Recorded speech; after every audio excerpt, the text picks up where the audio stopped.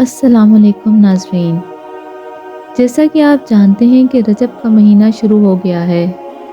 ماہ رجب نہایت رحمتوں، برکتوں، بخششوں اور عظمتوں کا مہینہ ہے۔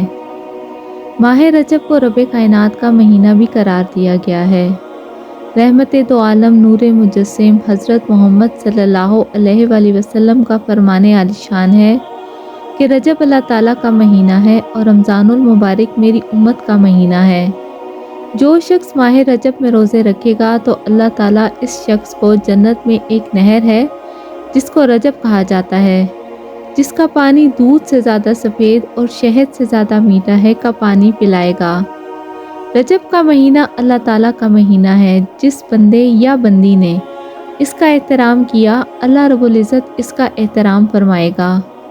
نبی کریم صلی اللہ علیہ وآلہ وسلم نے فرمایا، جب رجب کی پہلی شب آتی ہے تو اللہ رب العزت فرماتا ہے کہ یہ میرا مہینہ ہے اور بندے بھی میرے ہیں اور رحمت بھی میری ہے۔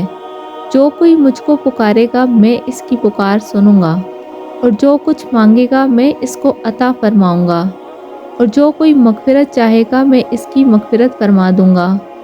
رحمت میری وسیع ہے اور میں ارحم الراحمین ہوں۔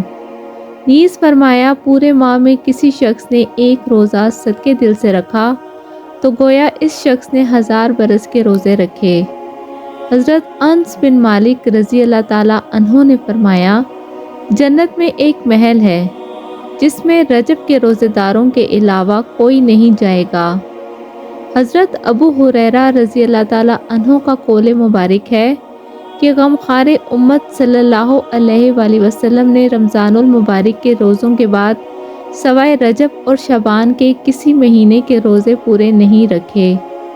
پیغمبر خدا صلی اللہ علیہ وآلہ وسلم ایک دفعہ ایک شخص کی قبر پر پہنچے تو اس مردے نے چیخنا شروع کر دیا، یا رسول اللہ صلی اللہ علیہ وآلہ وسلم، مجھ کو دوزخ کی آگ جلائی ڈالتی ہے اور میرا کفن آگ کا ہو گیا ہے۔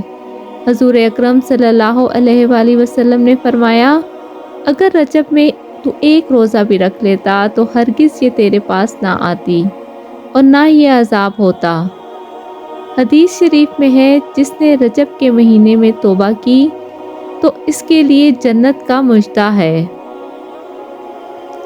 حضور اکرم صلی اللہ علیہ وآلہ وسلم کا فرمان عالی شان ہے کہ جس نے رجب کے مہینے میں 7 روزے رکھے، اس بندے پر دوزخ کے 7 دروازے بند ہو گئے۔ جس نے 8 روزے رکھے، اس کے لیے 8 دروازے جنت کے کھول دیے گئے۔ جس نے 9 روزے رکھے تو جب وہ قبر سے اٹھے گا تو کلمہ پڑھتا ہوا اٹھے گا۔ جس نے 10 روزے رکھے، اللہ رب العزت اس کے 2 سبز بازو بنائے گا جس پر یاقوت اور موتی جڑے ہوں گے۔ ان بازوؤں کے ذریعے وہ پل صراط سے ایسے اڑے گا جیسے بجلی گزر جاتی ہے۔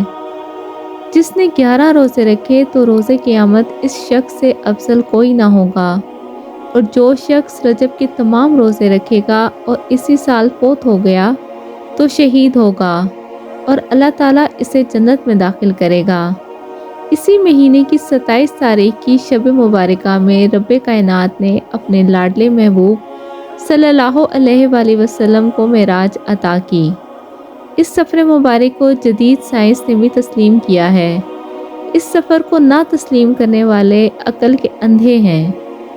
جس سواری کو حضور پرنور صلی اللہ علیہ وآلہ وسلم کے لیے منتخب کیا گیا، اسے براق کہتے ہیں، جس کے معنی بجلی کے ہیں۔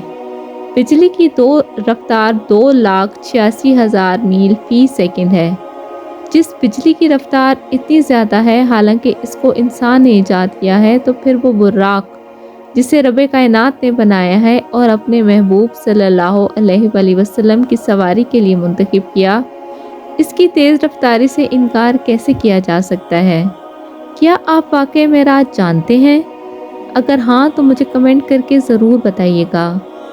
دعا ہے، اللہ رب العزت ہمیں اس مہینے کی برکتیں حاصل کرنے کی توفیق عطا کرے اور ایمان کے ساتھ صحت کاملہ عطا فرمائے۔ آمین ثم آمین۔ اگر آپ کو میری ویڈیو پسند آئی ہو تو میرے چینل کو سبسکرائب کیجیے گا۔ شکریہ۔